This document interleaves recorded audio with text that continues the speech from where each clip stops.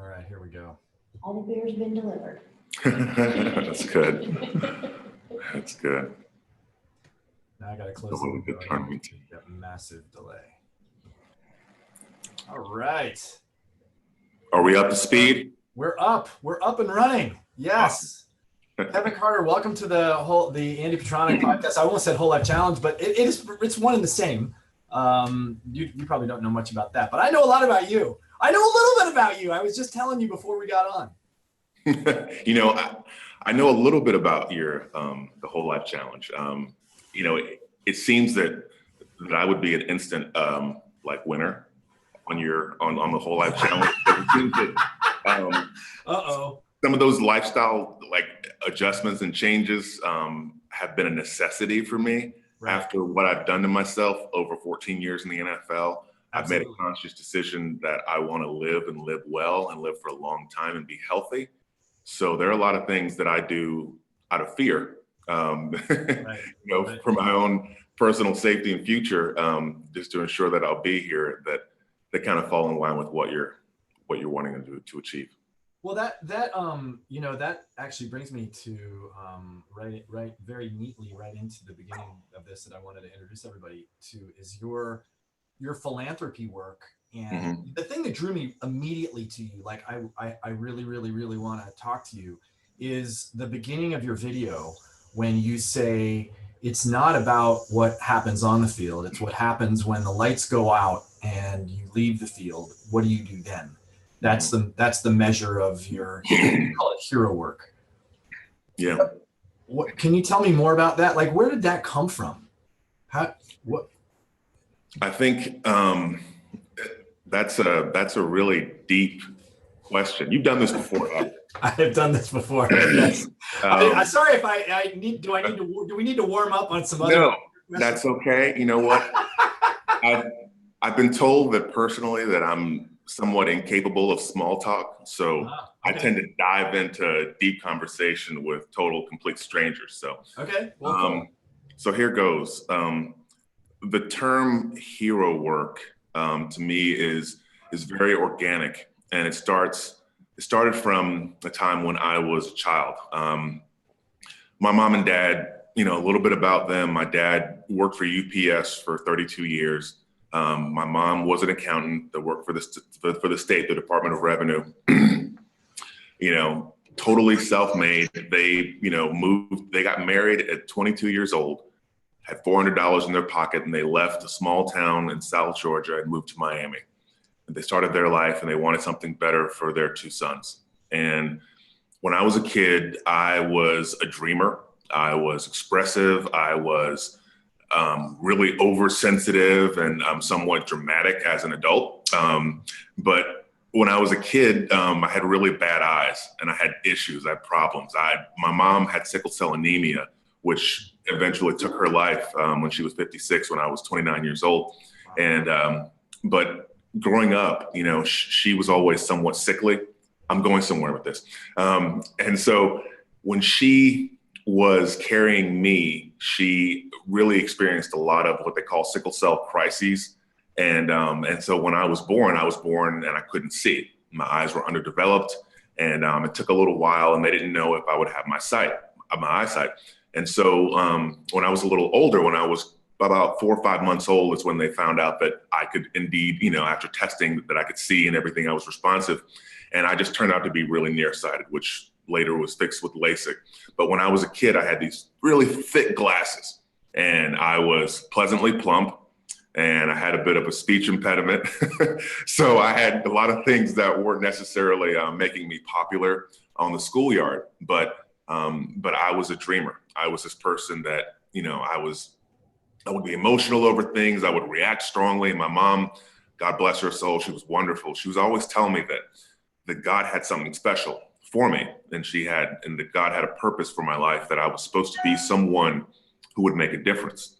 And I said, why do you say that? And she says that God has to prepare you to be the kind of person to be, you know, to do great things in life. And you can't just achieve greatness and do these wonderful things and give of yourself in an unselfish way that doesn't seek accolades or glory for yourself, but looks to help others. And to me, that's what a hero really was. And so when I was a kid, my room was decorated with Star Wars and Superman, and I was a huge Superman fan. I loved the fact that he was this nerd reporter from a small town, and he'd take off his glasses and,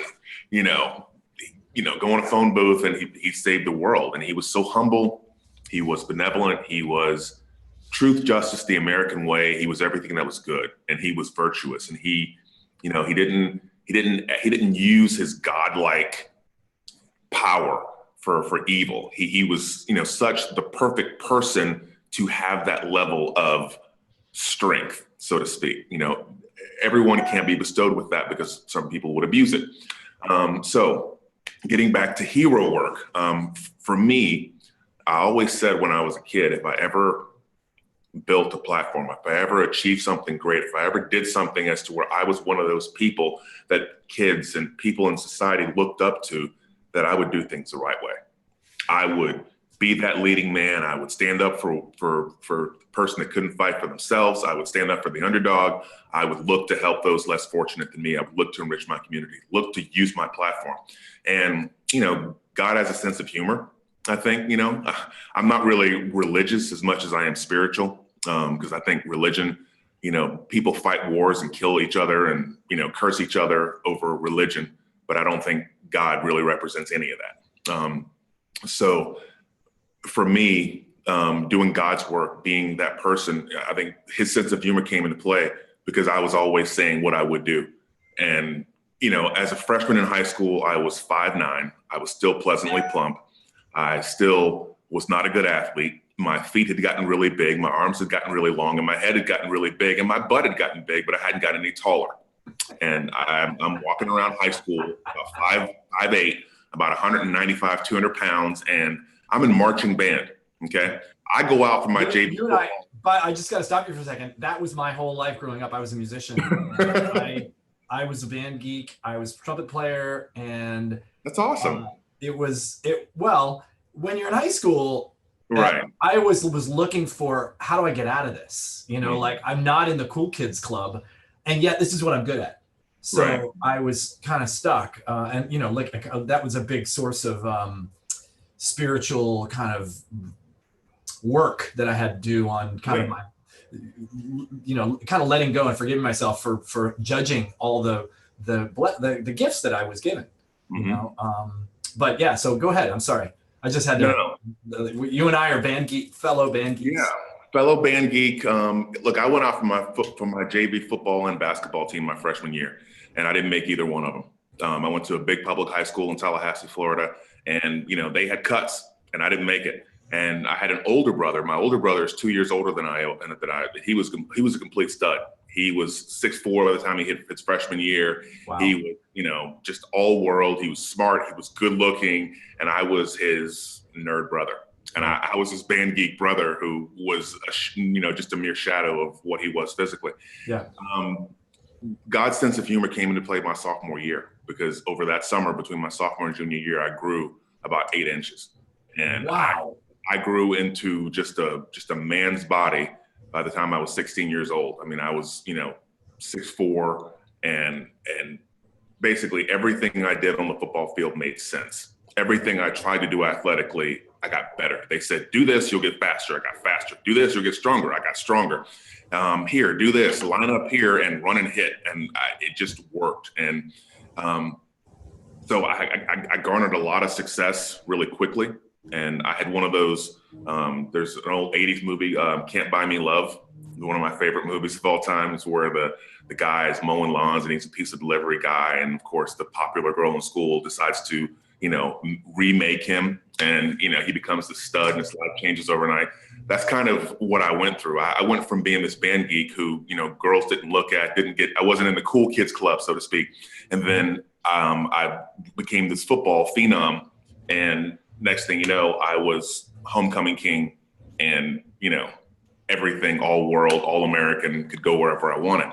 So having that platform, having my life change that dramatically really charged me with a responsibility. I could go on and be what I saw, which was pompous, cocky, and enjoy all the fruits of superficial, shallow, labor affords those people in this world that don't necessarily deserve the wonderful lives they lead, in my opinion. But, or I could have been the type of person that you would say, wow, I was pleasantly surprised when I met Kevin Carter. Man, what a good guy. Wow, what wonderful things he's doing. Wow, that's an interesting life choice. I wonder why he chose to do this instead of pursuing something bigger or whatever. And that's who I wanted to be. And like I said, I had the opportunity to either go one way or the other. And I chose to honor the things in me that made me who I am. So hero work for me is, you can be the biggest star in the world. You can win Oscars, you can go quadruple platinum, but if you're not using your stardom, your celebrity, your platform to motivate and form 6 degrees of separation with other celebrities and people who can make a difference and influence, whether it be through sponsors or people who, lobby or government agencies or whatever you're trying to accomplish, if you don't use that which you've built or what you've been given to help others, then why do you have it? We're not put on this planet by God and given this talent to just, I can travel whenever I want to, and I go overseas twice, and we go to Beaver Creek every year. We have a house in Destin, and that's not what you're supposed to be doing. Those things are great, and it's not a crime that you have them and that's your life. But there's so much suffering, there's so much pain, there's so many things that just are not fair about this world. And for me, when you're watching that video about hero work, I'm really discussing what I do with Make-A-Wish Foundation. It's just, kids don't deserve cancer. Kids don't deserve any of that. Kids are innocent. I don't care. They can have the worst parents in the world, but, we hate the parents and love the kids. I mean, children are God's gifts to this planet that can, forge and shape our future. They're our only hope. I look at my son and I'm like, dude, y'all got to clean up a mess. So if we're going to do that, then we have to empower them. We have to help them. And, kids with life-threatening illnesses, one of those things that just touches my heart. So I'll let you go on to your next question. Jeez, well, good grief. I mean, where do I go from that? In the middle of that, I was going to say, hey, just preach, just go. Because this is, it's the way you handled yourself is quite uncommon, I think, these days. And it's a shame that it's quite uncommon. Because we see, well, either it's quite uncommon or we don't see as many, or they're not as publicly visible because it's not as dramatic. You don't invite the drama that, a lot of celebrities invite, a lot of celebrity athletes that invite. And right.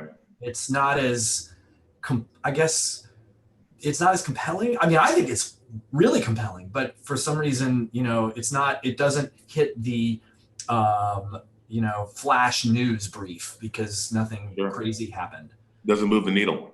It doesn't move the needle as much. It's moving the needle in a much more like foundational ways, kind of like a tsunami. Remember the tsunami that hit in the Indonesia? I don't know, that 10 years ago. And I remember watching the video of that, and I always thought of tsunami was this 1,000-foot wave that came in, but it looked very little.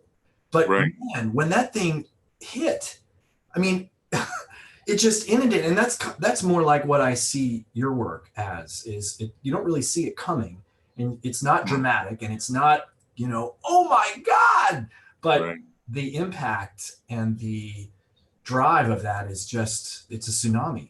It's the lives that we can touch and the impact that we can have.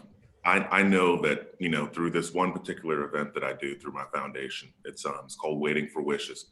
And we've given $2.5 million to Make-A-Wish over 17 years through this one event, one night a year. And something like that, there's so much work behind the scenes. Yeah. We have 50 celebrities that come in and we fly them in, we put them up. We have sponsors, we have we have alcohol and the wine, the restaurant, the travel. I mean, there's so many moving parts to this event. And like you said, it's not, the work that we put in is not sexy. It's not dramatic. The calls, the net that we cast for celebrities to come to this event, I mean, we send out 100 asks hoping to get 40 because people's schedules change. And when I invite the celebrities, I say, if you come once, I'll never have to beg you to come again, because that's how powerful this event is. I'm that confident in the power and just how wonderful this event is. And you're going to come to that event too. And you're going to be there every year after that. After you come once, I promise you. It's that awesome of an event. Wow. We'll get to that later. I'll talk to you off camera about that. Okay. Okay. But it's not sexy. But then all of a sudden, on the night of, when you realize how much, we're going to stroke, $125,000 check, anywhere from there to 200,000 to make a wish from that effort. And people look around and they look in one room and they see, Vince Neil, or they see Darius Rucker or Rick Springfield, or this year we had Jesse Waters and Dana Perino from Fox News. Wow. We have, football players, we have Hall of Famers, and we have UFC fighters, and Tito Ortiz is in the room, and Chuck Liddell and Ken Shamrock and all these people. And we have this eclectic mix of celebrities that come together. And, that's sort of the tidal wave, because, the devastation, if you watch that video, it came rolling in, and it wasn't really dramatic. You didn't see this movie-like tidal wave, but, there was a video that I saw at that event, and it was someone that was on top of a hotel that was about 7 or 8 stories high. And the water level came in, and it just kept getting higher and higher. And the person literally looked over the building, and the water was right there. That's the realness of how much water came into that area. It was that scary. So yeah, I think, my dad always said, speak softly, but carry a big stick. Your actions speak louder than words. I live by those things. The flash that people try to create, the traction, the sheer fact that there's no such thing as bad publicity. I think people are looking for shock value, and it sickens me. And I look in our society, and I know we're live on YouTube, but I'm going to say this: it sickens me that one of our leading ladies, that our young women look up to, is someone who's famous for making a sex tape and being on a reality show. And now she's the spokesperson for Maybelline and all these great products. That's who you want your life to emulate. That's a shame. Our young women don't know, that this young lady, this brave young woman, Malala, won the Nobel Peace Prize. They don't know about her life. They haven't watched her TED Talk. They haven't watched her be interviewed by David Letterman, which is a great show on Netflix. I haven't seen that show. I got to watch that show. I forgot to hear. Yeah. David Letterman's had Malala. He had President Obama. Wow. He had he just very eclectic mix of people. And he's deep with them. But we don't celebrate that. Yeah. We don't celebrate that kind of courage. We don't celebrate people who do just extraordinary things. We're looking for shock value. We're looking for the honey boo boos. We're looking for the things that move the needle, and their shock values off the charts. While there's real life, there's real suffering, and there are real problems that need to be fixed. And people stand diametrically opposed to one another that live right next door to each other, that go to church in the same place, their kids play in the same playground. But you bring up, taxes, religion, and abortion, or same-sex marriage, and you have an enemy for life. Yeah. I'm like, you don't even have to look across the street. Sometimes it happens right in your house. Yeah. Who are we? What is, right. Is the goal of argument for us to come together and have a critical discussion that accomplishes something? Or is it for me to listen to what you say, spin it 10 degrees, and attack you another way? Well, it's funny. My son is 11. Yeah, my son is 11, and one of his best friends is evidently, they're both athletes. They both play baseball. They both play soccer. They're very, very athletic kids. Mm-hmm. But evidently, his best friend is really good at debate. He's gone and he was going to sign up for this debate camp, and he wanted Dashiell to go with him. And Dashiell's like, I don't want to go to debate camp. Alex is really good at that. I'm not so good at that.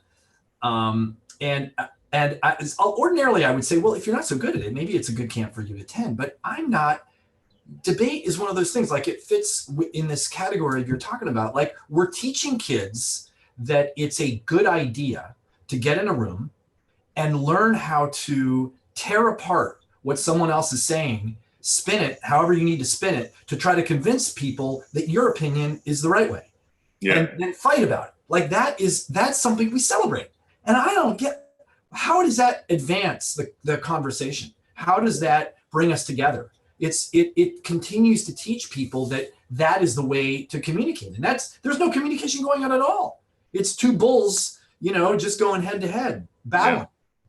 I heard a discussion last night, and I really try to stay off of any news. I think if I'm going to watch a news channel and just get the facts, I'll watch like BBC, just get just the bare bones facts, because I don't want any spin, because any network you put on has a spin, whether it's for our president or against our president, and nothing is just objective. Right.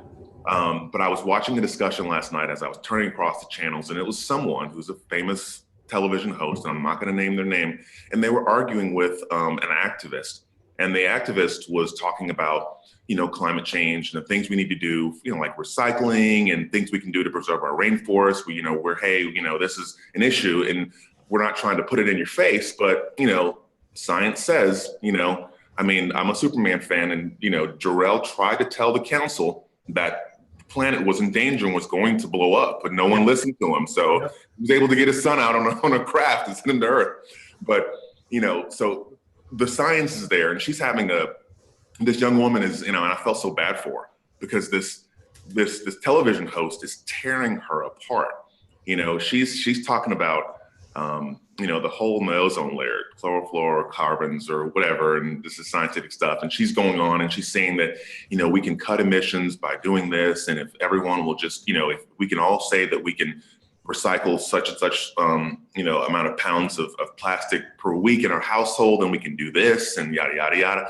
And he just starts tearing into her. And he's like, well, how come, the most liberal people in those liberal cities that are talking about climate change, how come their cities are the dirtiest? I mean, have you ever been to Portland, Oregon? You know how dirty, and they're just the most, liberal, active people, and they talk about the ozone layer and this and that. And I'm like, and she said something, she said the most powerful thing back to him that was wonderful.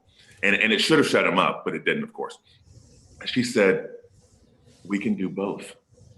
We can clean up our streets and we can clean up the ozone layer. It's not one or the other. Why are you fighting me on something that will help all of us? This is not a liberal agenda. This is a human agenda. It's a human agenda, yes. And it was just like, and that's the crux of what we go through in our societies. Like, are we going to be objective and have a real critically thought out conversation, or do I just want to tear apart your argument and make you look silly? Yeah. It's like, we don't get to solution. If all you do is spin, it means you never listen. It means you never take someone else's viewpoint into consideration. And that is the most dangerous thing that any society can do in mass numbers. Historically told, if you don't believe science, if you don't believe anything else, history will teach us. It will. Yeah. If we don't make some changes. But go ahead. Yeah, one of my teachers, the first coach I ever had, this is about 23 years ago when I first started working with her. She said, seek first to understand and then to be understood. Mm-hmm. Understand someone else first. Like when I'm in an argument with my wife, usually it's because she doesn't understand what I right. Doesn't understand what I do. And if I slow down enough, I can get myself to and this usually happens slower than I'd like it to happen. But right. Okay, well, how do I understand where she is first? And God, that's such a hard thing. It's such a hard thing. I get tripped up by that constantly. But I fortunately do some work, and 22 years of marriage, I understand. Yeah, well, it's not you don't get married because you want the easy road. This is true. Although you get don't know married that. because you want something real. Yeah. And for me, it didn't really start getting real. I don't know, 10 years in, 11 years in, like when you start to realize like we're in this, and nobody's going anywhere, and it's almost like you're chained to this person, which is actually a good thing. It serves you. It serves us as humans to have that chain, but it's too easy to cut chains, to cut ties these days, I think. I want to ask you, and this is maybe a little less deep, but maybe not. Where are you given your career as an NFL football player? This is very present for me because I have an 11-year-old son, and he loves to play flag football, and so he plays flag football. He plays soccer. Where are you at with concussion? With concussion protocol, with your kids, with the whole? I mean, God, I watched Will Smith's movie. It is unbelievably disturbing what is going on in the world of what we're discovering about the little tiny traumas that go on in the brain all the time.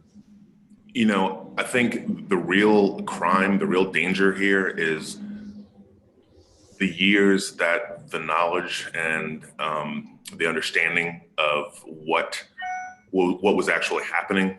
I think so many years that evidence was withheld, and I think no one knew. I think now that we know, I think we're so much better at assessing it. Dare I say, the game practice, the preparation is smarter. The athletes are better conditioned. It's kind of a catch-22 because people are better conditioned, evolution of man, people are bigger, faster, stronger. Yeah. It's a more violent game, but at the same time, no one's doing, 2-a-days, 3 hours, both practices and pads anymore, like I went through. It's like when I go to an NFL training camp these days, I say, man, I could be playing now. If I played now, I could play 20 years. I know I played 14, but hell, I could play, 30 years if the game was like this. And it's not as barbaric as a game anymore, but it's still a violent sport. It's still everything about football that you think it is. And it's about your will. It's about, how much am I willing to sacrifice my body in the name of competition for this lifestyle, for achievement, for glory, for the gladiators, triumph in the arena. How much are you willing to do that? And how much do you think about your actual safety and going forward? I mean, you may go to the Hall of Fame, you may, break the record for sacks or touchdowns or whatever, but if you're 50 years old and you don't know your name or you can't tie your shoes, you're not around to enjoy your family, and they're not, you're not around for them to enjoy you. It's definitely real where I am with, I have one son, he's 17, and for the last 6 years, he's been a basketball player and loved basketball. He's 6'7" now. And he's 6'7", he's 230 pounds, he's a big kid, and he's been just a phenomenal basketball player, traveling all over the country, camps, wanting to go play college basketball. Kind of got, just long and short of it is, he kind of got a little tired of basketball because of the volume and the whole AAU. It's dirty, it's political, it's, there's all kinds of things. He played on a shoot contract team last year, played with 10 new kids every weekend all over the country. He didn't enjoy it, didn't love it anymore. So he went out for football. So I thought I was out of the woods. I thought my son is a basketball player. We don't have to cross that bridge of that degree of bodily sacrifice in playing this sport, because that's what it comes down to. How much are you willing to put yourself in harm's way to play this game? Yep. And for me, I never thought of it that way, because football, like I played 14 years, I never missed a game. I was always healthy. I had a few injuries here and there, a few off-season minor procedures, but as far as ball players go, I am, knock on wood, I'm just one of those people that it never really hurt me that bad. I didn't have to. What position did you play? I'm sorry? What position did you play? I was a defensive end. I was a defensive lineman. Jesus, So I don't have no idea how you did that. That's I had my hand in the dirt for 14 years. And yeah. like I said, it just didn't hurt me. When I started to think about what I was doing to myself, when it finally hit me like, man, I've been playing this game for a long time. And man, there's some days where wow, when I got to that point, I was in year 14 and I retired. I just walked away from the game, and I walked away healthy on my own terms. And the game didn't retire me with a blown out knee or a broken back or a torn Achilles or nothing like that. I just walked away. So do you attribute any of that to the fact that you didn't do sports for so many years of your young life? I mean, so many kids now are starting football when they're 6. Yes, and to your point, as far as what your kids do, is the soccer and the flag football. Soccer and baseball and flag football, yeah. I played soccer and baseball my entire life. I did not play football until middle of my sophomore year. Right. The spring of my sophomore year going into my junior years when I played football for the first time. So yeah, my body didn't have the wear and tear. I started later. My body was ready. It was mature enough. My bones were hardened.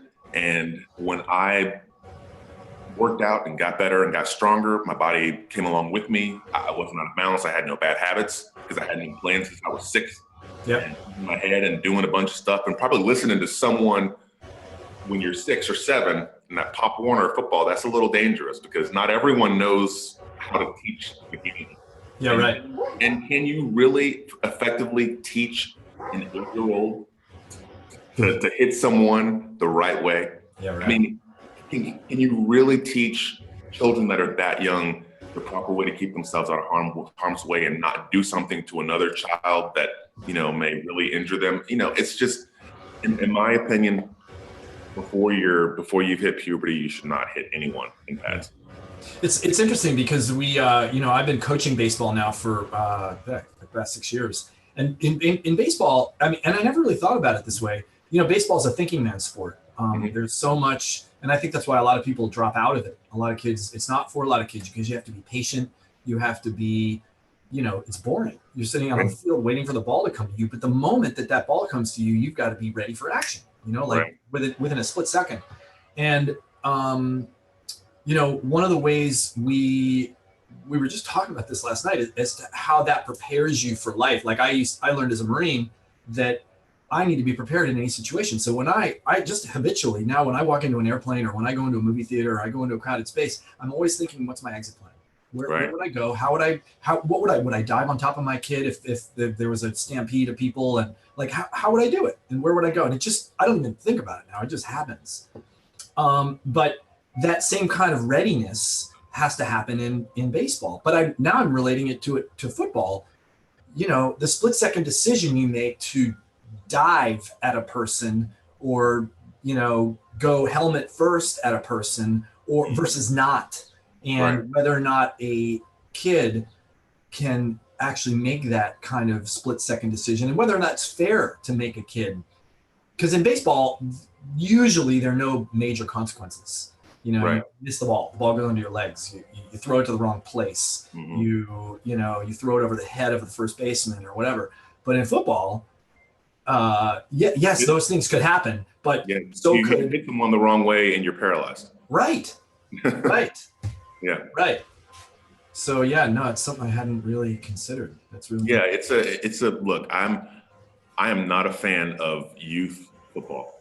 I'm like flag football all day long. Mm-hmm. But I'm just not a fan of you're out there and you're 10 years old and you're smashing people.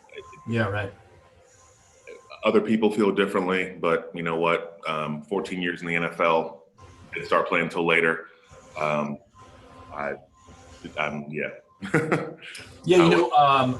on my baseball team, Derek Mays. I don't know if you know. Do you know Derek Mays? I don't. He was a Green Bay Packer. Went to Notre Dame. Okay. Super Bowl winner. But his son was on my son's baseball team. Mm-hmm. And we used to talk about baseball and, hey, when is he going to let his kid play football? He goes, kid's going to be athletic. He's going to play basketball. He's going to play baseball. He's going to play, whatever he wants to play, but he ain't playing football.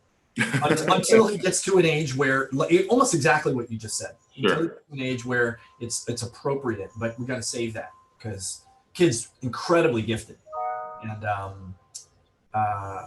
yeah, no, it's an interesting. I got a lot out of that conversation. Yeah, if you talk to most professional athletes, like ball players, football players particularly, we all feel the same way. Like there aren't a lot of us that will endorse, having our children play, when they're 8 years old, Right, hitting people, playing tackle football. Most of us feel that way, right, and it's funny when you get a group of us together. There are so many of us that didn't play until later, or we were, two sport athletes or three sport athletes that just kind of fell into it as kind of the thing that, it just favored us as timing or, but stories you don't hear, like when you hear about a baseball phenom or a kid who, was really good at soccer or a swimmer, they've been doing it since they were three. Baseball, I mean, the kids been hitting like this and doing all this and learned this when they were 5 years old. They have their video, whatever. Football isn't that way. right. Most times you don't have like that kid who was a phenom at 5 years old and he's knocking the crap out of people. Most times that kid is done by high school, or even if he plays in high school, it's all about the timing. And I just think your body has a shelf life and there's only so much abuse is really going to take. And, Yeah. and I think it's timing. And I was really lucky that way because I caught football. Football found me at a time where I was growing and I grew into everything that I wanted to do. And it was a very natural progression. Well, there's a warriorness to football that is not present in a lot of those sports you were mentioning, triathlon or Yeah. gymnastics or swimming or whatever. And, Mhm. as a warrior, I don't know if I'm a former warrior, former Marine, which they say You're once a a Marine, Marine, man. always. Are you kidding me? Yeah, no, right. They say Dude. like the big thing is you're not an ex-Marine, you're a former Marine. Right. You're always a Marine. But Always. like I would never say that learning the things that I learned. Now they're very essential life skills that I learned as a Marine, but um, but that doesn't mean it's appropriate to teach a 10-year-old that. Right. You don't want 10-year-olds running around them 16s and because they haven't developed that discernment to Right. and the decision making stuff that is required. And when it comes to life and death stuff, which I know football is a game, but it's closer to life and death stuff than a lot of other sports. So Go ahead. I just get I get what you mean. Like there's an ageness that I think that is appropriate for those kind of combative sports. Yeah. That doesn't mean that the skills aren't good. Hey, get out the ladder and do the ladder training. Get out the hurdles and do the hurdle training and do the lateral shuffles and the all the skill, like incredible skill work you can do and have fun. Throw a football and learn plays and all that stuff. But in terms of the combativeness, not so good. That's the element of football that's different than any other sport. Yeah. And I mean, unless you're a boxer or a wrestler or something like that, something that's physical, that nature. But there is a physicality, a malicious intent of violence that if you have it, if you could tap into it, if you could tap into that warrior mentality inside of yourself, if you have reckless abandon and no regard for your own safety, then it helps you. Right. It serves you well. That's why, and I tell people this and I tell them very seriously. I said, look, you may think that I'm a polished, well-spoken, nice guy. I'm spiritual. I do charity work. I'm a good dad. I try to be a good husband. I do dishes. I mean, there's a lot of redeeming qualities about me, but when it comes to crossing the white lines, if you ever met that guy, he's a different guy. Right. He's an honorable man. Yeah. And he's an honorable warrior. But if you are in his path and you are the person who is on the other side of the line, then I have no regard for your safety. I have no regard for you at all. You are the enemy. You are the opposition. And either I beat you or I have to go home and get a day job. And so that's the way I look at it. And my dream is too strong for you to kill it. my drive and everything that I've worked for, all that emotion comes out when you step on the football field. The blessing of being able to play a game play a sport for a living, to live in a country where you're free enough to do that. And, it's a Sunday afternoon and there's a flyover by the military and they're stretching out the flag and everything else. It's like, man, that's a blessing. Like that's fun. That's the reward. So all the training and all the ladder drills and the working out, all that stuff and the X's and O's is great.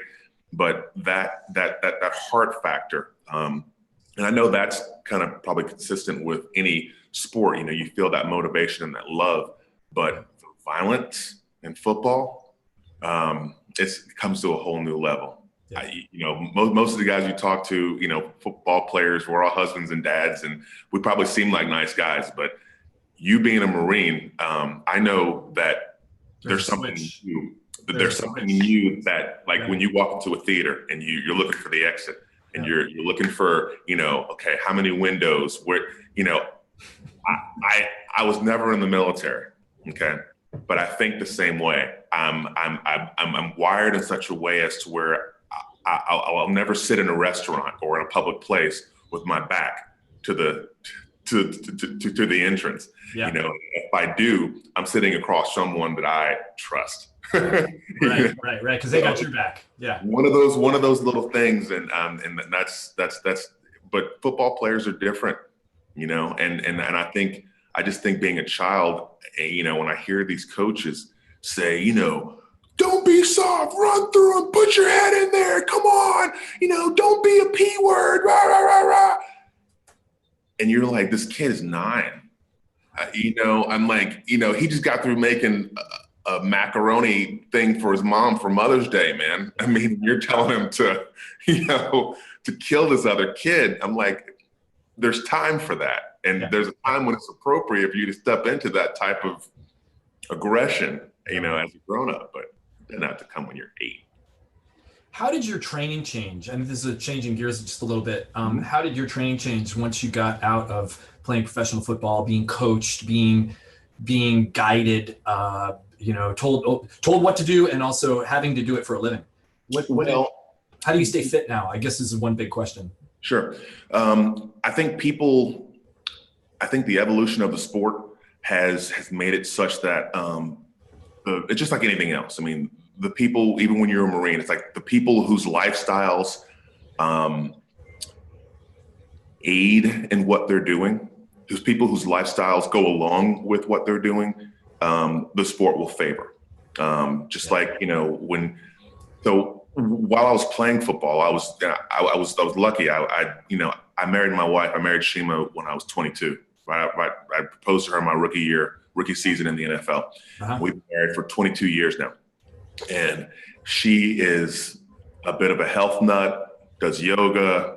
She's run like 7 marathons. Wow. She's run like 5 marathons, about 7 half marathons. She's done a bunch of triathlons, and she just, like, she won't say it. She'll say, oh, my knees hurt and I'm this, and oh, I'm fat, or I'm this, or I can't, but my wife is 44 years old, and, she's probably within 5 pounds of the day that I met her, and she hasn't changed, and she looks the same. And she's one of those people that you're just like, you kind of hate them a little bit because, she's so smart. She has her crap together, but she eats well. And she's healthy. And so being married to her, having a lifestyle that was healthy, that made good life choices, and it helped me. And so I was always healthy away from the sport. I never was one of those guys who would put on 20, 30 pounds in the off season, right, and I'd have to get back into shape with this major overhaul when the season came around. We were always taking walks, hiking. In my off season, my wife's working out, 3 or 4 days a week. She's always. Would you just join her, or would you? Yeah. And so every off season, I was either doing a spin class, as the workout trends changed. So I was either doing a spin class or a boot camp class. And then later on, I started doing, when I first retired, she got into CrossFit. So I joined a CrossFit, box. And I don't know if you know this, but I started the ninth CrossFit gym in the world back in 2004. And, That's awesome. So That's I'm awesome. kind of familiar with CrossFit. Yeah. Yeah, you know what I'm talking about. I know what you're talking about. She got into CrossFit, so I got into CrossFit, and we were doing that for a while. And she injured herself doing something because she's just crazy and goes way overboard. And so we ended up so we'll still do CrossFit. We'll still do we do yoga. And she'll get a hair up her butt and she'll say, I think I want to try this new Orange Theory. So we've been going to this Orange Theory thing and so we're always doing something like that. Our vacations are, we went to Victor, Idaho, about 3 years in a row over the summer when I think our son was probably from the time he was 9 or 10 to about 13 or 14. Mm-hmm. And when we would go out there and we fly into Jackson Hole and we drive an hour to Victor. Victor's a population of 700 people. And, we rent a cabin, we rent bikes, and we go back and forth to the general store. We cook our food and, all vegetables and everything else. And there's a working garden at the place and we, take vegetables. And our vacation, we're hiking every day. We took our 10-year-old on a 32-mile, mountain bike course, just adventures, and so our kid has kind of grown up that way. And it's our lifestyle where, when we go anywhere, we go on vacation, we're bringing our workout clothes. We go to the beach, we're planning to take a long walk. We're going to run down the beach. We're going to do something. So having that lifestyle away from football while I was playing kind of aided in my transition to post-football. Post-football, for me, like I mentioned earlier, I know that I've done a lot of damage to my body. Yeah. And I know I have the blessing and the luxury of being a former NFL Players Association executive committee member. And when you start involving yourself in these programs and second career savings plan and medical plans and future ongoing medical issues and screening and taking care of our older players, when you start getting into policy and then to the actual inner workings of that from an administrative standpoint, which I was on that side of negotiating, collective bargaining agreement, stuff like that. And we look at all these programs and continuing education and stuff like that. When you start looking at those things, those are things that are in place to enrich the lives of former players.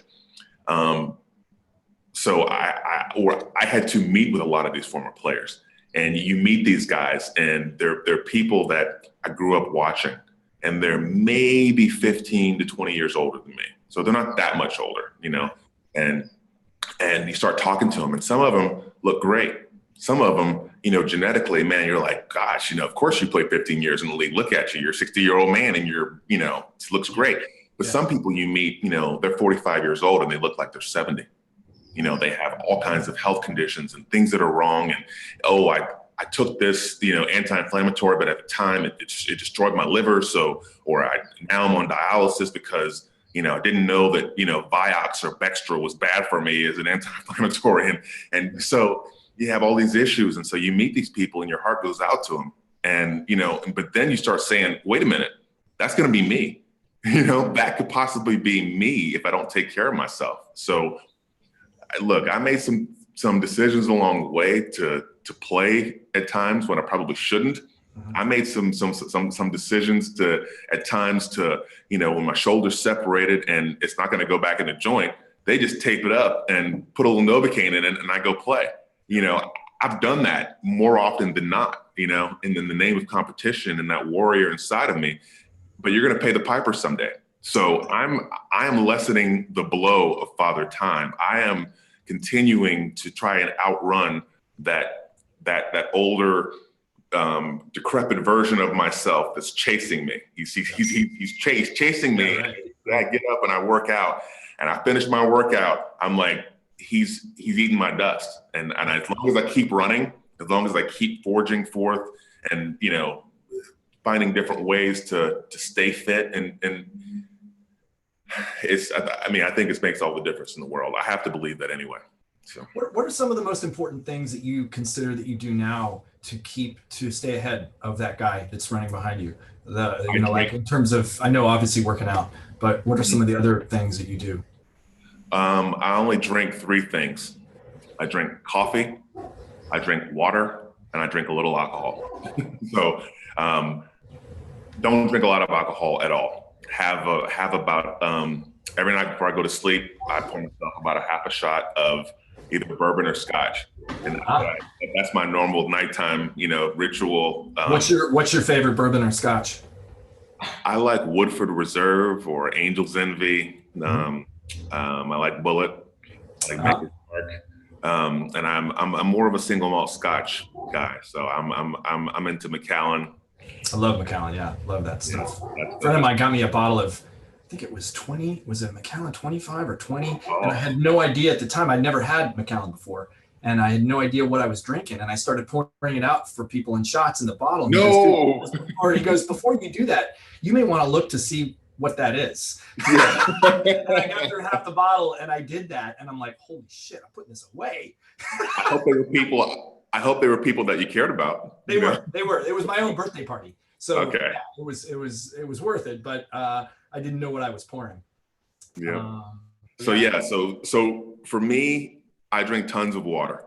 Okay. I drink water all day, all night. How I much got is it. tons? What's Just out of that? curiosity. How much is tons? Out of curiosity, do you know? Do you measure it? Is it a gallon a day? Is it a I've never measured it actually. What I do is, in our house we have these water coolers. We have the big jugs of water that we replace that yeah? gets delivered, and I keep a glass, and it's a 16-ounce glass. Mhm. I keep the glass right on the counter next to the water cooler. And there's one next to the water cooler downstairs, and there's one next to the water cooler upstairs in our house.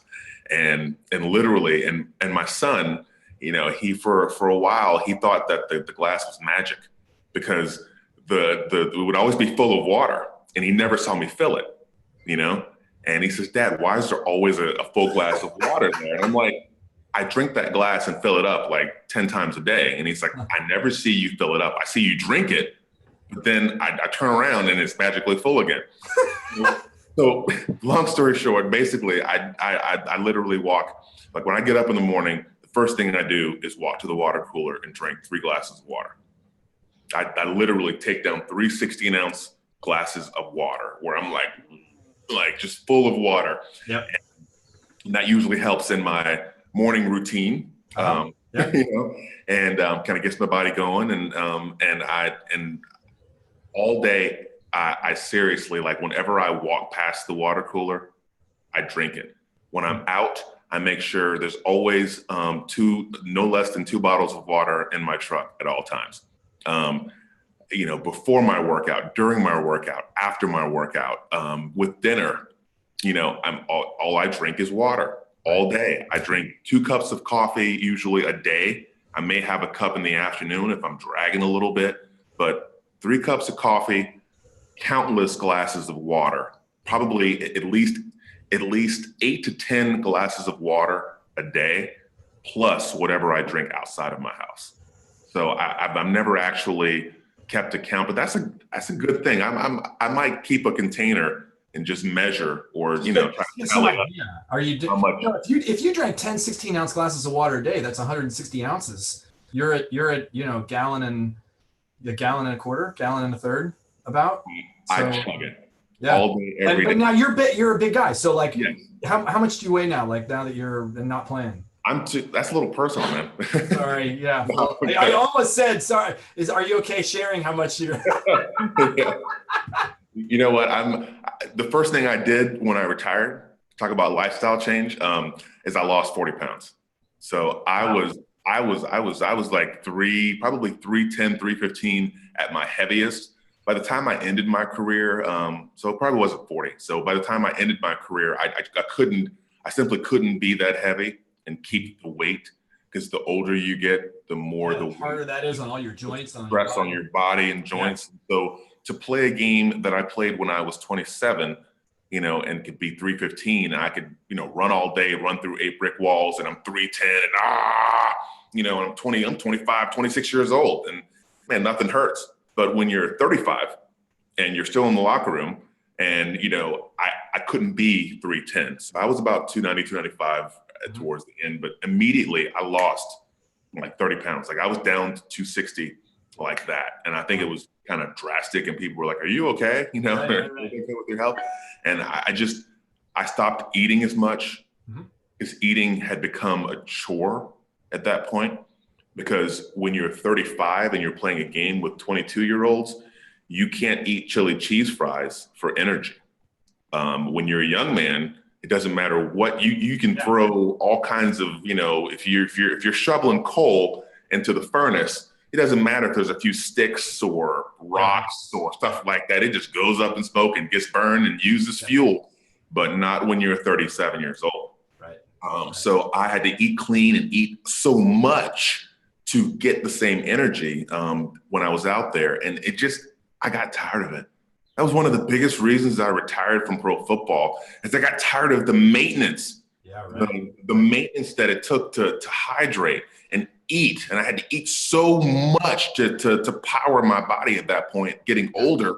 And I had to stretch so much. I had to ice so much. I had to warm up so much earlier than everyone else. That's what made me retire. I got tired of the maintenance on my body and everything I had to do just to be able to play this game. I used to be able to wake up, eat 3, egg muffins, couple of hash browns, throw back a couple of, waters, Gatorades, doesn't matter. Hey, I'll, run, go play, ha, ha, ha, drink 20 beers, oh, I'm good. No, man, when you get older, that stuff doesn't work anymore. Right. And I totally relate to that. Yeah. Yeah. And then so for me, it was a welcome lifestyle decision for me to lose weight when I left the game.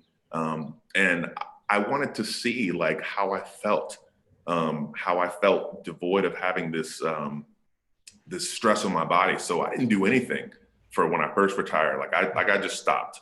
I just said, I'm gonna eat well, but I'm gonna rest. I'm gonna feel what it's like to not have to make my body work. I'm gonna feel what it's like to not have to ignore the pain that I know that's there because I've got a game Sunday. And you can think about that pain if you want to, but all it's going to do is make you worry about whether you're going to be able to play or not. So you just ignore it. You just ignore it and keep going. And I didn't want to do that anymore. So when I lost 30 pounds, I was in the most pain I'd ever felt in my life. And it was the scariest thing in the world.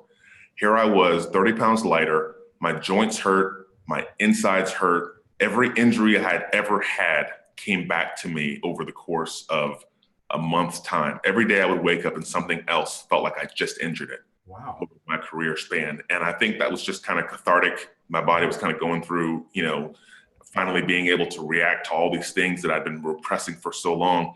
But then that's the time I got busy. That's the time I got back and started working out again, because when I worked out, I didn't hurt. When I trained, when I took care of myself, when I stretched, when I maintained my body, to some degree, the more I maintained it, the better I felt. It makes sense because the more I maintained it as I got older in the NFL, the longer I could play. Yeah. So if I'm going to live my life, if I maintain my body, then the longer I'll live. So, I got into the habit then. I made the decision. I'm going to be like my wife. Like, I'm going to be that person where, we'll drink these little clean juice things, and I'll make sure I'm taking all my vitamins every day. I'm drinking a ton of water. Heck, I may eat a bowl of ice cream. You have a certain diet you follow? I'm sorry? You have a certain diet you follow or way of eating that you subscribe to? I read a book years ago called The Lean Bodies Diet. And it was so basic that it was smart. And it was like, look, you don't have to do all these crazy shakes and this and all that to lose weight or to be your best self. All you have to do is observe some simple rules. Make sure that all your meals are balanced with protein, complex carbohydrates, and not too many simple sugars and fats or starches. But you do need some starch, but you need good starch. Yep. We need carbohydrates, but we don't need simple carbohydrates. Stay away from white flour, white rice. If it doesn't have any oats or grain in it, then it's not good for you. So I literally just started eating. When I would have a meal, I would eat meat and veggies and, a healthy starch. Whether it's a baked potato or a baked sweet potato or something like that. I started making better choices when I ate. based upon this book. And I just, it was a basic kind of blueprint for how to govern my diet. And then that's kind of what I live by now. And so now whenever I sit down and eat, I make sure that my meals are balanced. I make sure that if I get hungry, my in-between snacks are pieces of fruit or a non-GMO or non-whatever, like a healthy protein bar. Like I like those little cup of gold. I grab the gold bars, something that's gluten-free and just a good little, and so that's what I do now. I make sure every meal, like this morning, I had an egg white omelet with wheat toast, and I had some yogurt and granola. Now the granola was. Do you avoid fat? Like it's egg whites. Is that because of the cholesterol or because of fat, or why do you avoid the yolk? And do you avoid fats? I try to avoid fats whenever I can. I try to avoid saturated fats. So I try not to eat a lot of butter and stuff like that, and like the egg yolks, because I know there's going to be other ways that I'm not going to be that healthy. I know when it's time for me to have dessert, I'm going to eat a pint of Ben and Jerry's. That's my poison. And I'm not going to say no if my wife makes a cake or makes brownies or something like that. I'm going to enjoy my life, but my everyday practice is that I'm mostly disciplined. So it gives you the flexibility. If you're always doing the right thing, if you're always drinking tons of water, and that's all I drink. I don't drink soda. I don't drink, iced coffees and teas and all this stuff. I drink water all day, every day. Right. So it gives me the flexibility when I say, oh man, we try this drink. Let me try this thing or this new shake. I can have one of those because all I drink is water. So, and that's kind of the same way with my diet. I just eat well most of the time. Yeah. And so I don't really think about it. It's become a lifestyle change. It's become my lifestyle. That's cool. So I don't have to think about it anymore. Yeah. You and I function very, very similarly. I don't avoid the fat like you do, but in terms of eating well most of the time so that I can enjoy my, vices like ice cream. Ice cream happens to be one of my main vices. Pizza too. It's a weakness. It's kryptonite. Yeah. But yeah, well, look, I'm cognizant of the time because I know we're at the end of your allotted timeline, and I could probably, people know me on the podcast, I could go for another hour easily. But not everybody has that amount of time to give me. Yeah, I'm good for a little longer if you are. Oh, really? Oh, great. Really up to you. How many? 10 minutes? When do you want me to cut you off? What do you think? It's up to you. Totally. I didn't know if you want to go another 30 minutes, go another 30 minutes. We'll go another half hour. Oh, wow. Awesome. Okay. That's fantastic. Given that scenario. So let me think back where we just were. We're talking about nutrition. Are there any other wellness practices that you employ? Do you in terms of consciousness, meditation, journaling, organization, like how you keep your life straight, like in those areas so that you can be your best? That's actually, if anybody tells you that they have that aspect of their life figured out, they're lying. Yeah. Okay. Well, it's a practice, right? You're practicing to eventually have it handled, which you never will. Right. And for me, my lifestyle just changed so dramatically over the last 10 years from what I was doing to what I'm doing now. And even within what I'm doing now, I have to find the space and the pockets of time to organize myself, devoid of a consistent work-life schedule that normal people that have a 9-to-5 job have. There's a lot to be said for having a daily purpose, having somewhere to go, something to do, structuring your time. I know the goal, for most people is to, hey, I want to work from home or be my own boss, or I want to do this or whatever. But you're going to do that. You're going to have to be someone who is, you're going to have a full-time job managing your own sanity at the same time and managing your own self-worth, how you feel. Because I can tell you, as a former professional athlete, one of the things you go through is an identity crisis. You wonder who you are, and you wonder how you can contribute to this world. You mean when you leave, when you get when you leave the game. So, yeah, right. so for me, when I retired, that transition into a different life was tricky. So I got into speaking at first. I kept doing my charity work, and then I got into broadcasting. And broadcasting for about 5 years when I was with ESPN gave me a consistency of schedule that it helped to regulate and manage my time. But that was only during, from July to December. The rest of the year, I was sort of back on the professional athlete time schedule, football schedule, like timeline again, because I was seasonal. But it made me face another challenge as far as structuring my time and doing things. And that's why I say it's a work in progress. There have been times where, when I've had something more consistent, that I've been able to structure it better. But now, it's funny that you asked that question. Out of everything we've talked about, and I know there are good things. I'm gonna turn over an area of my life right now and expose something and be vulnerable to you a little bit.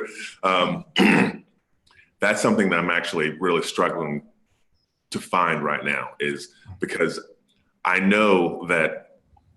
Okay, here's a scenario. My wife is got her master's in clinical social work. She is starting to practice now as an LCSW. She's also doing government grant work, working for charities and foundations that lobby for children's rights and kinship care and foster system and stuff like that, government aid. So she is forging her way in doing that. I need to be there for her. I don't have a consistent broadcast gig. It's not football season right now. It's the off season. So I'm around. I'm the person who buys the groceries. I'm the person who goes to the cleaners. I do the dishes. I communicate with all of the people that service our house and deliver the water and, everything. And the guy coming to fix the fridge and, or coming to work on the, AV system. It's like, it's me. I'm Mr. Mom. So at different times in your life and within your marriage, you take on different roles and you put on different hats. And I'm really in a space right now where I'm doing my charity work. I'm coaching high school football because my son just came out and is playing football now. Basketball player turned football player. Hang on 1 second. We lost. I lost my audio. Oh, I'm sorry.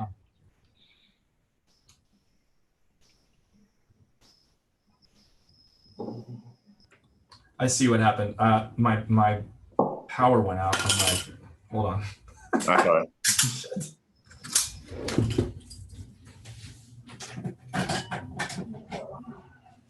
I'm sorry.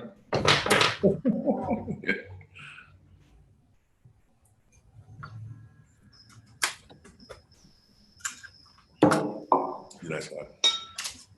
That's good. You know what me bring Anastasia bring? Bring back and forth. She said it's hot every time. We're back.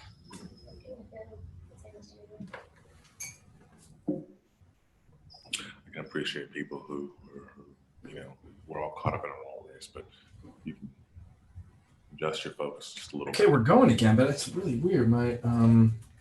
I hope I don't run out of batteries again because I've got. We're not going to fix anything. Bye. You were just saying you coach high school football. Yep. So I'm coaching high school football. Audio problems. I think you keep having and mouse or audio or something.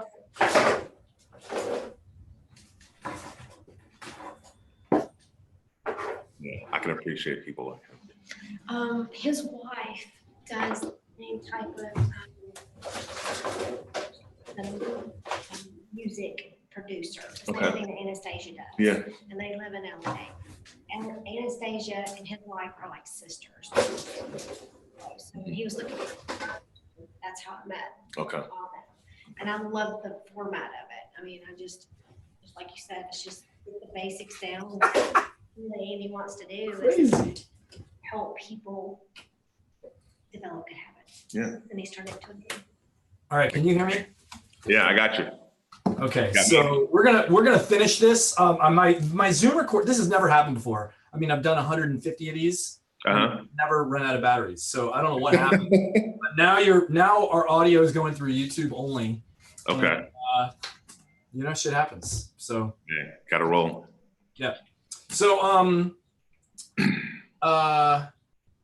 you're coaching football. You're Mr. Mom. Yeah, I'm coaching football. I'm Mr. Mom. My job description within my household has changed within just to fit the needs of my family structure. Our son is 17 years old. He is a junior, about to be a senior in high school. He's a great kid. He's got a 4.4 GPA. Wow. He took his SAT once. He scored a 1310. He wants to go to a really, really good school. He's going to take his SAT again. He's trying to get over 1500 because he wants to go to an Ivy League school or something like that. But we have the complication of football in our life now. And after 17 days of playing football, he now has 2 Division I offers already on the table. So he's got to decide whether or not to go and play college football or college basketball or whatever. I only say all that, I'm bragging as a parent, but I'm also saying that, my child needs me in a capacity that my lifestyle allows me to be around. So I could be seeking to be an extra in a movie, or I could be seeking, other broadcast gigs, or seeking something or doing something else, really trying to occupy my time with chasing more stardom and, building upon the platform that I've created. But right now, I don't want to do that. Right now, there's a stronger calling for me to be a husband, a dad.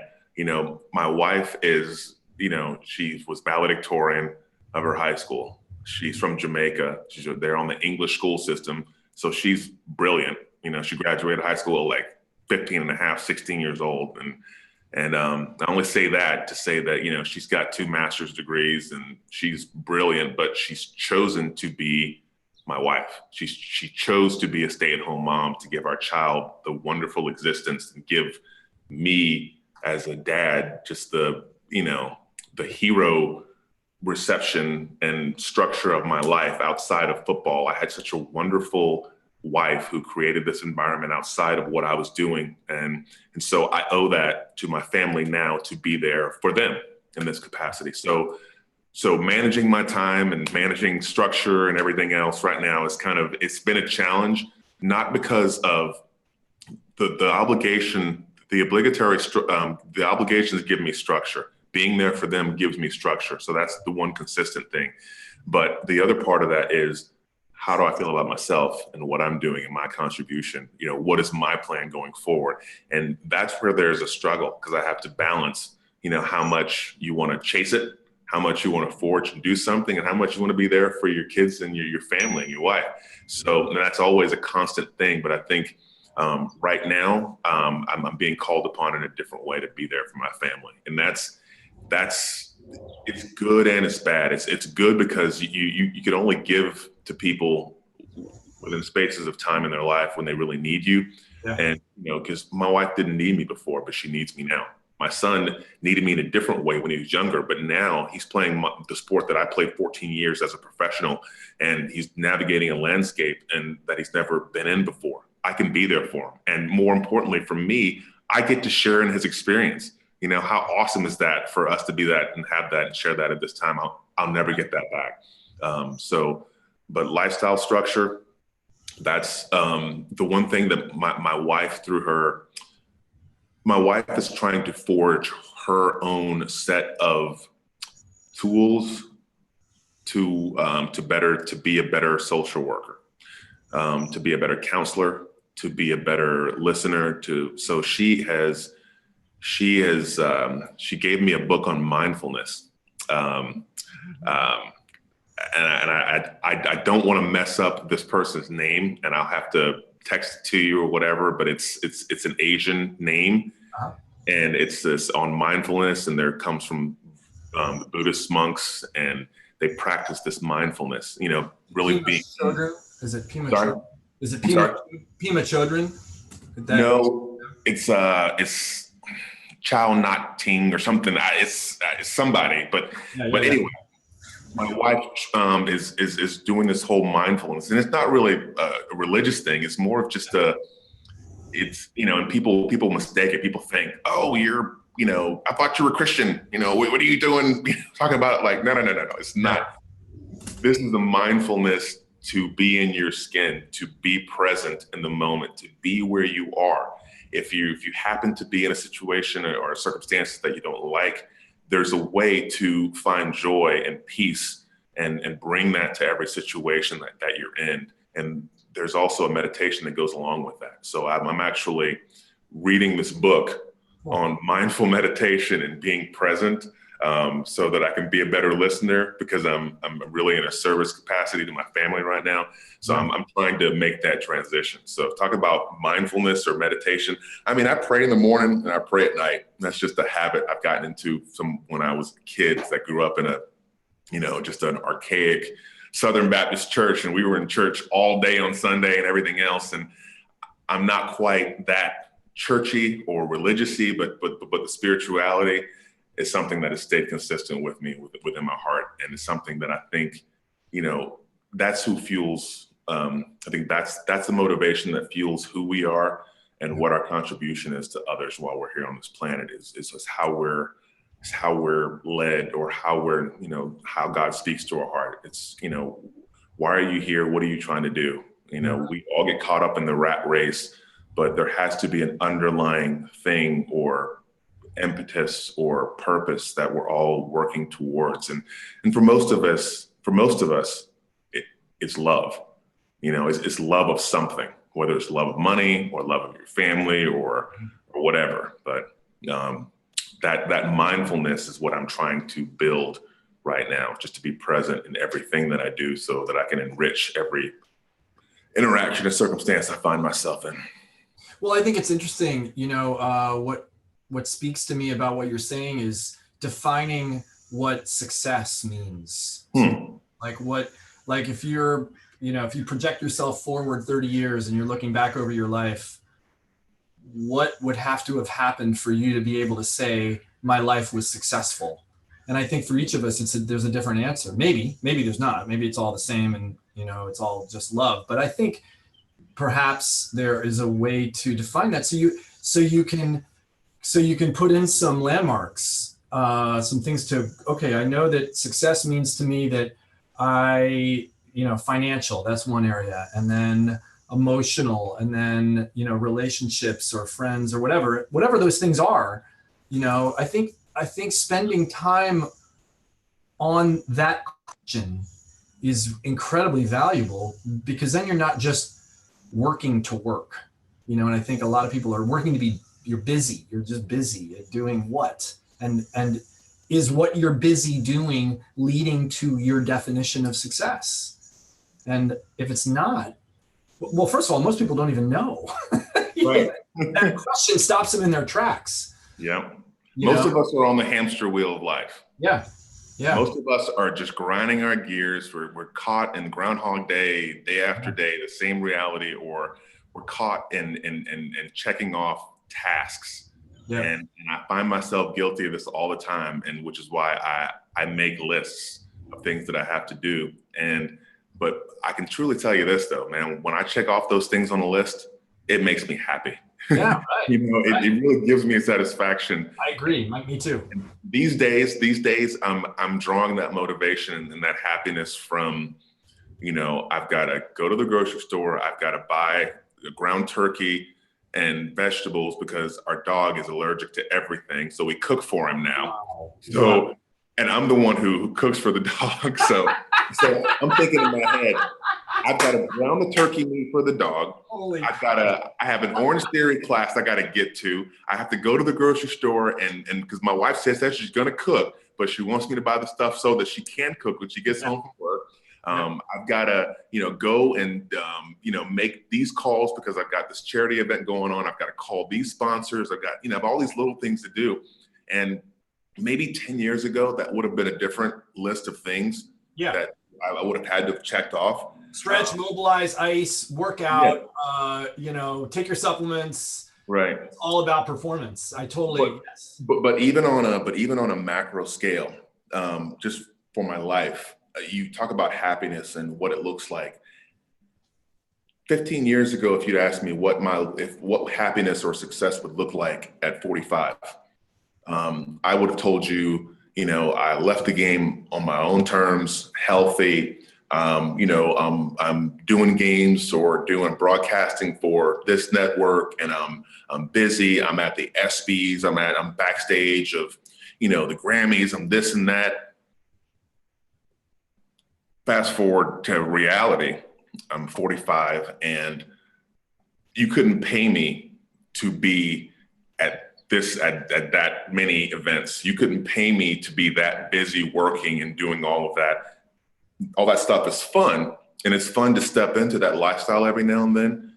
But my daily existence of, the mundane activities, being that I'm serving my family, and being that, like, when I look at my relationship with my wife, okay, 22 years of marriage, I know ball players, I know powerful men who've done well. Their relationship with their wife isn't like mine. She's my best friend. I can truly say that. Like, we like hanging out together. Mm-hmm. We get pissed off with each other. We will go for a half a day where we know we're just not talking. And it's, but we come around, we're there. The understanding and the communication that I have with her, the relationship I have with my child, being that I've spent time investing in his life. And, I was the BP coach for baseball. My son played baseball for a long time. And I had no greater joy in my life than to have my shoulder worn out and be pelted by a few baseballs in the cage an hour before every baseball game we played, because I'm sitting there emptying a bucket of balls, getting all these kids ready to play. Yep. And, of course, they go on to the park and they're taking grounders, and you're left picking up all the balls and lugging, and I'm covered in sweat. Yep. But that was my existence in my off season with my son. So now when he's at high school and he works out, or he goes to work out with his trainer outside of school, who's a friend of mine that I play ball with, when he goes to work out with them, and I'm there, I take him, I go to his 7-on-7 practice, and I take him, and I'm able to be in the space with him, and my relationship with him is wonderful. It's great. I can talk to him. He can talk to me. He tells me things. That existence within my own family, under my house, I would have never had I not put the time in over the last 15 years. I would not have that relationship with my wife, and I could be like another guy, another ball player who has this family that he doesn't really know, has this wife that doesn't relate to him the same way, because she wants a real relationship, not just the fabricated one that you have when you're playing ball and you're so busy you can't be considerate, you can't be there, you can't be can't be the best husband when you're in a profession like that. It's just all consuming, and it's a two-person profession, and there's a sacrifice that has to be made by that person, your spouse. Yeah. But that satisfaction of my life is so much more important to me now. And if you asked me 15, 20 years ago, my answer would have been different. But I'm so glad that I had the type of wife that challenged me to be a better man. Yeah. And that's one thing I truly believe too. If you're married to someone who doesn't frustrate you, that you don't get pissed off and you want to choke them out half the time or whatever, then you probably aren't in love. You probably don't have the best person for you. The person's not going to make you a better version of yourself. I'm a better man, a better person, and I'm getting into this mindfulness thing, and I know it's the best thing for me. It's going to help me organize my shit, get my crap on the same page with each other, and be more consistent. But I begrudgingly, and I laugh at myself, but that's real. I think that's concrete. That's what sustains. That's true happiness. I see people and people taking their own lives and the issues that we have. And, I read about Anthony Bourdain, and I feel so bad for his family. To be such a hopeless or such a place where you feel that that's the best alternative is a horrible place to be. But I truly believe that man's not meant to live alone. And the more you attach yourself and good relationships and invest in good people and good things, those things, you have a little bit more to lose. I have to be here. I got to be here for my kid. I got to be here for my wife. I've invested. I've done too much. I've worked so much in this foundation. I have to keep doing these events. I have to do charity. There's a difference, though, I think, in how I hear you communicating. It's not just I have to, I want to. Yes. I think that's a really big difference. Yeah. Right? It doesn't strike me as you're the kind of guy who's doing things because you have to. You're doing it because you actually want to. And that's a big shift that I think a lot of people could stand to consider making. I feel charged. Yeah. I feel charged by life, but charged also by my circumstances. I think to whom much is given, much is expected. I think we are lucky and we're blessed to be born where we're born at this time in history. And no one can help that. Whether you're from, it's 1 o'clock. Whether you're from like a quote unquote, crap hole country, or whether you're from the United States, we can't help where we're born. But man, if you are born into certain circumstances and you do have certain, and you're healthy and you're not one of those people battling a life-threatening illness, yeah, you're charged. Life has charged you. And look, I grew up in a Baptist church, so I'm going to quote one of my favorite hymns as a child. Okay, and it says, "A charge to keep I have, a God to glorify, who gave his son my soul to save and fitted for the sky. Do my master's will is my calling to fulfill. Be it all my powers engaged to do my master's will." And it's like, it's this long hymn, and you sing it out and everything, but the words touch me.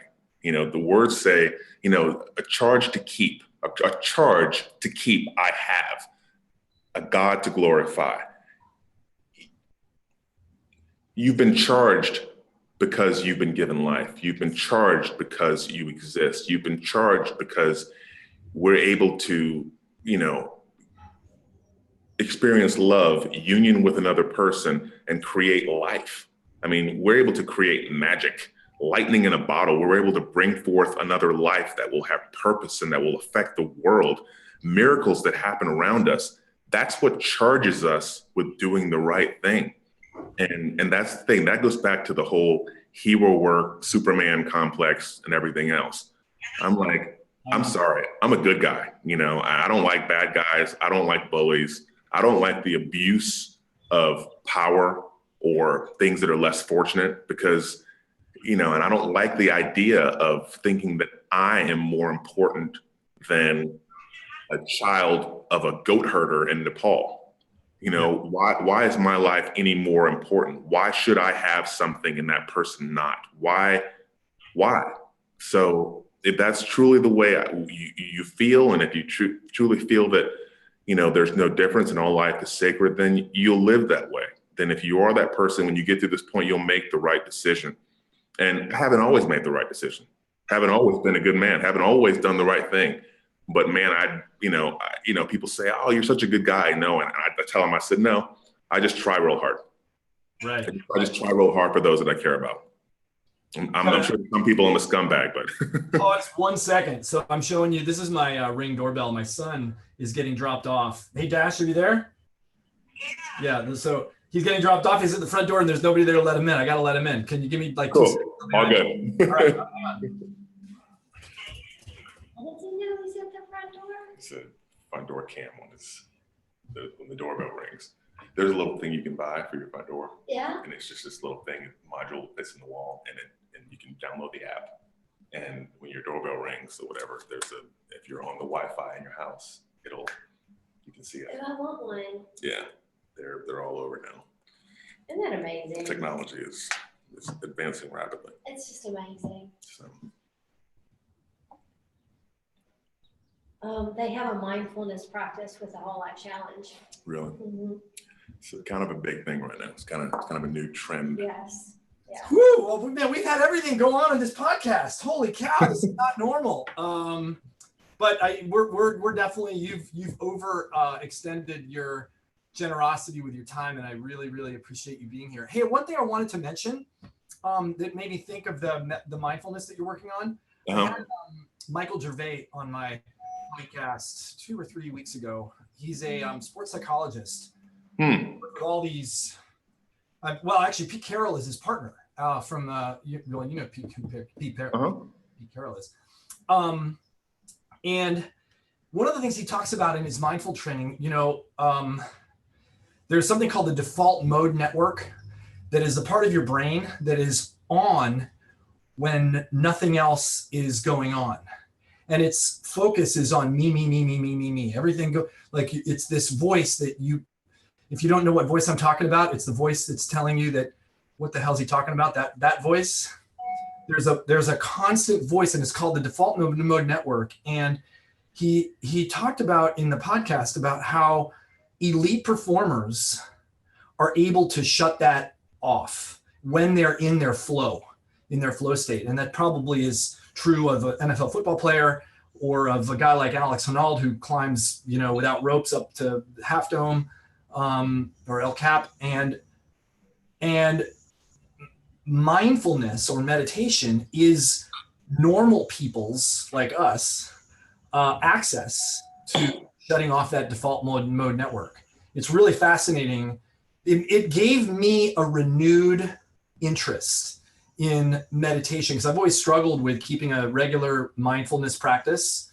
And because, I don't know, doing nothing, I have so many things to do that I have a hard time convincing myself that it's worth it to not do something. Right. Like not doing is not doing something. It's not doing anything. And like, it's this, battle I have with myself. And so when he talked about that, it shifted my thinking. Like the act of not doing is not doing. It's actually practice at tapping into this different mental state where there is no default mode network happening, and you are one with your breath, you're one with the current moment. I don't know, for some reason that had a huge, that shifted something for me in my own meditation work. And it's, just for your own consideration, if you're interested, that's a really good podcast to listen to, but you might check out his work. It's pretty cool. That does sound cool. I actually worked with a performance enhancement coach while I played. Actually, the person that introduced me to him was Dick Vermeil. And cool. Yeah. Coach Dick Vermeil. When I was a young man, he became my coach my third year. I was playing with the Rams, my third year in the NFL, and he immediately recognized that I could be someone who could be a great player, but my emotional sensitivity got in my way. Yeah, right.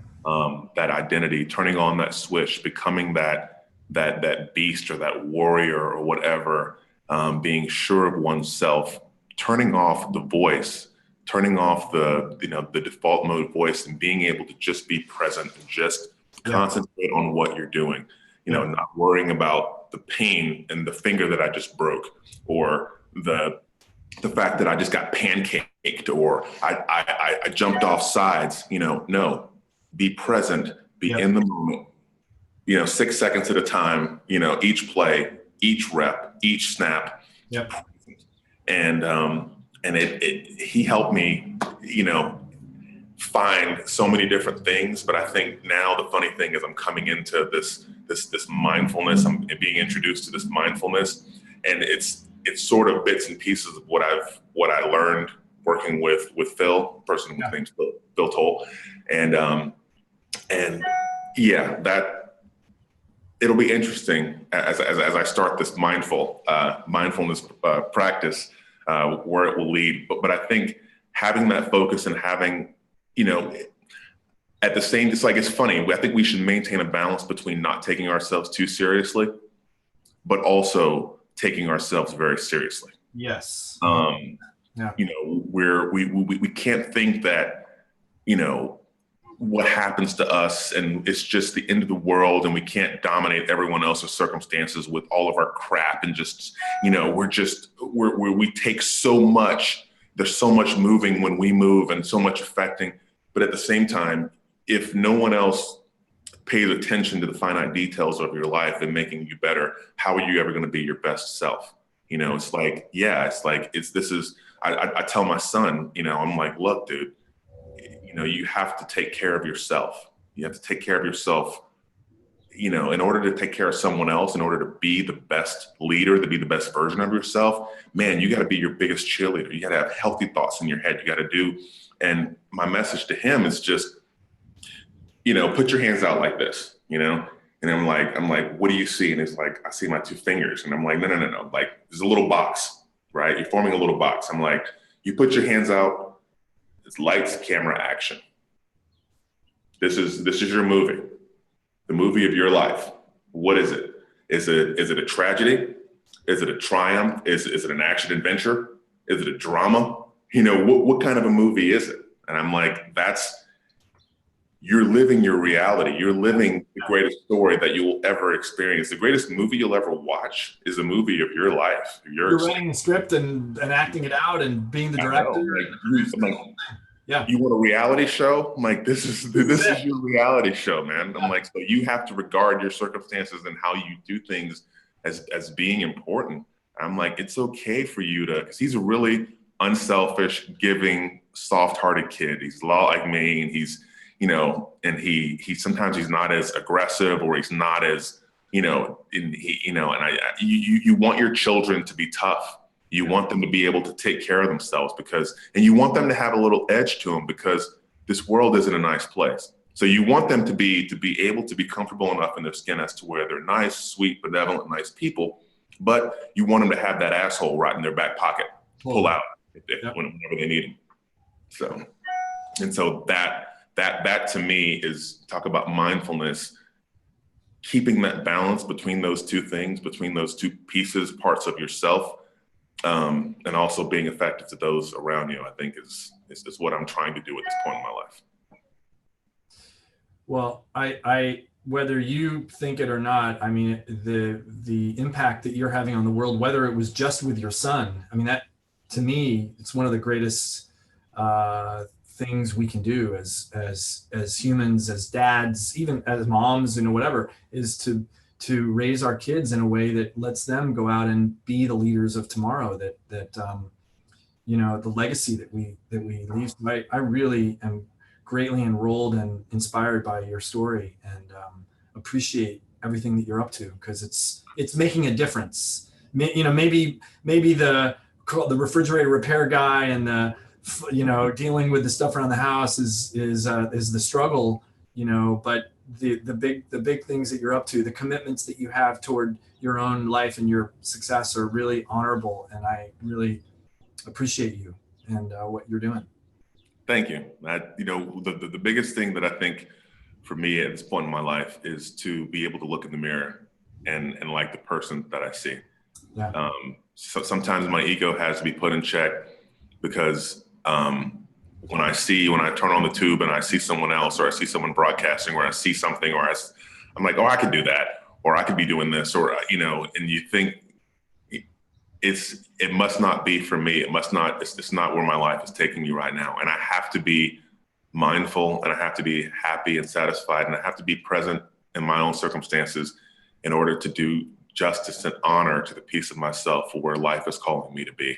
Yeah. And that's the hardest thing, is to not take myself too seriously as to where I'm like, man, I played 14 years in the NFL. I could do a better job, doing these games on the weekend, or it's just balance. I think the ever-growing, never-ending challenge of life is balance, and balance between achievement, balance between good relationships, balance between your own sanity, but also balance for what's superficial, what's substance, and what's real, and what's superficial. I think superficiality over substance right now is a big thing right now, and I'm proud of myself that I'm able to do what satisfies my soul more than what satisfies my number of followers on Twitter. Totally. So Well, thanks again. Yeah, I appreciate the time you've given and your generosity. And yeah, let me cut out YouTube, and then we can